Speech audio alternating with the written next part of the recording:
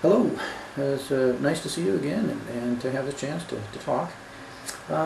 Just to sort of recap where we left off, we were talking about maturity and how, do you remember we talked about how when we're an infant, obviously, we need somebody to take care of us. We really do.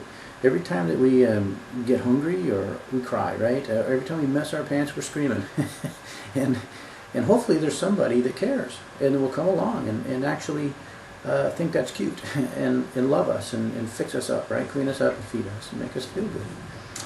As an infant, that's important. Or as a toddler, as even a young person, we want that care. But at some point, it becomes a little bit old, right? I mean, you get to the point where you're 25 years old, if someone is still caring for you, you're big and hairy now, it's not so cute, right? Not so cute anymore.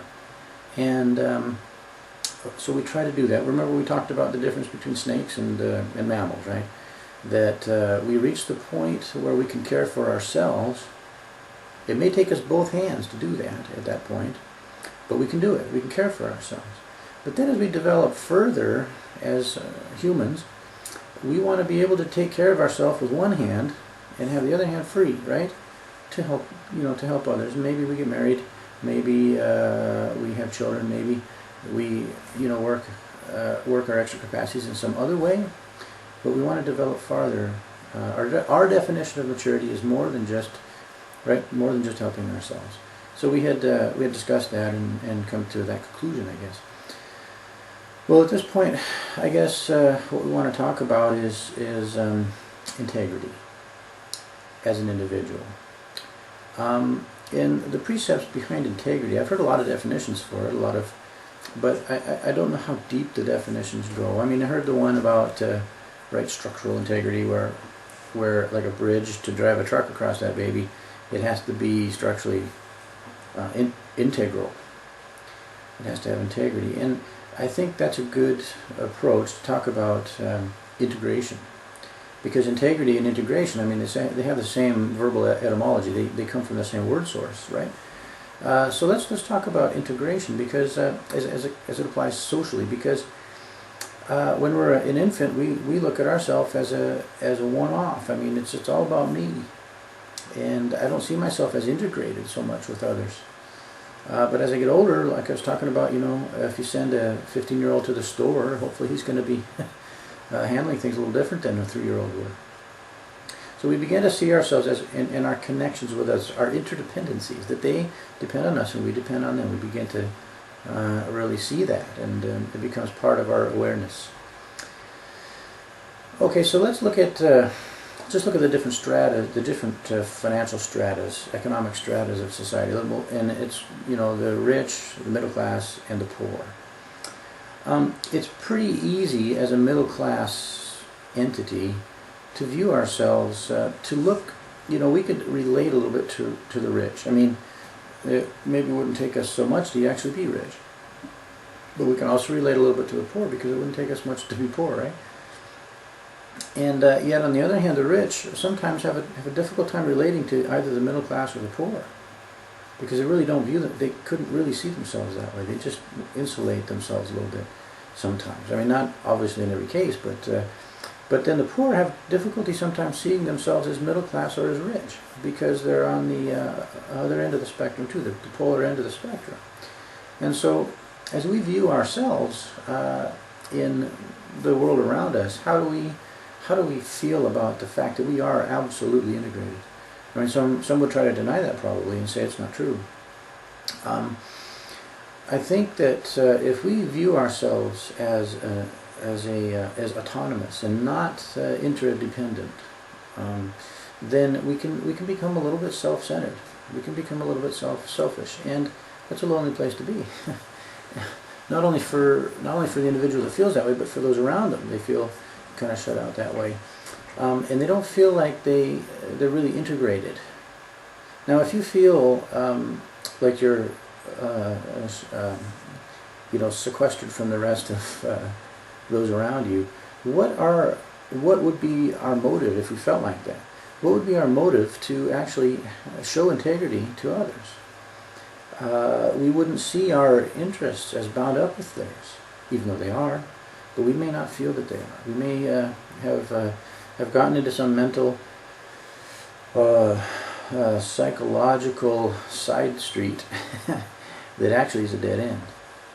So really, we would want to get ourselves, so we would want to actually get ourselves out of that dead end and back onto the main track of the reality. I mean, you look at a person, for example, that has been, maybe when they were a child, they were beat down by their parents. Like, you'll never amount to anything, and every time they made a mistake, whack, and then would teach them that way, to the point where learning actually becomes a painful experience. And we used to have horses when I was a kid, and if we'd get a horse, and if you moved your hand, the horse would jerk their head like that automatically. You know what I could tell from that horse had been smacked a lot by a human hand, bam, a lot when before I got it, and it took it a while. It would take the horse a while before it would stop being so shy with its head that way. Every time you even moved your hand a little bit. And so those of us in our society who have had a sort of a brutal or abusive type past, they can have those type of reactions, maybe not just physical, but maybe psychological reactions, overreactions, unnecessary reactions based on the reality of the middle of the road, but based on their reality, they absolutely have reasons for feeling that way. And of course we could understand that. There are other ways of that people isolate themselves too. You think of those who are very wealthy, and they try to insulate themselves from the realities that the rest of us face. And maybe between middle class and the wealthy, they may try to insulate themselves with many layers of distance. But the fact is that they are incredibly dependent on the rest of society. They have an irrevocable connection to the poor. The rich do. Vice versa. The poor have a very, very irrevocable connection to the rich. And of course the middle class too. We're all in this together, and it doesn't matter how we try to superimpose some kind of denial of that. We really just can't deny it, and we need to come back to the middle and realize that we are integrated. This is an integrated society, and we need each other.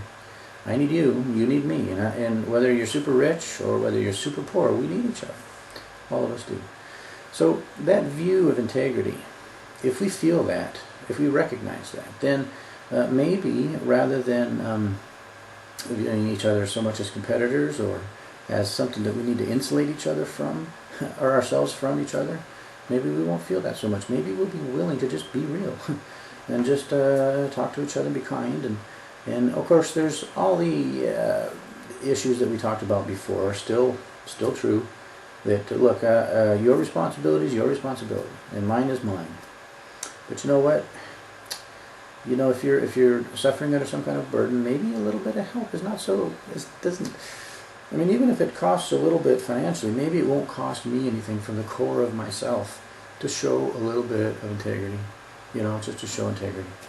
So I hope this perspective, I hope this little discussion has given you a little bit more background, and especially when you blend it together with some of the things we've already discussed. And I think over the next few videos, we're going to try to take the groundwork that we've laid in these first 5, including this one. Take that groundwork and begin to look more inwardly at what we've done with our experience, how they've shaped our perspectives, and whether they are realistic perspectives or whether they're skewed, and how we can maybe bring them all back to a more central, reality-based view of life. So that's probably what we'll try to do from here on. So again, your attention is very much appreciated, and I look forward really to speaking with you some more in the very, very near future. Thank you.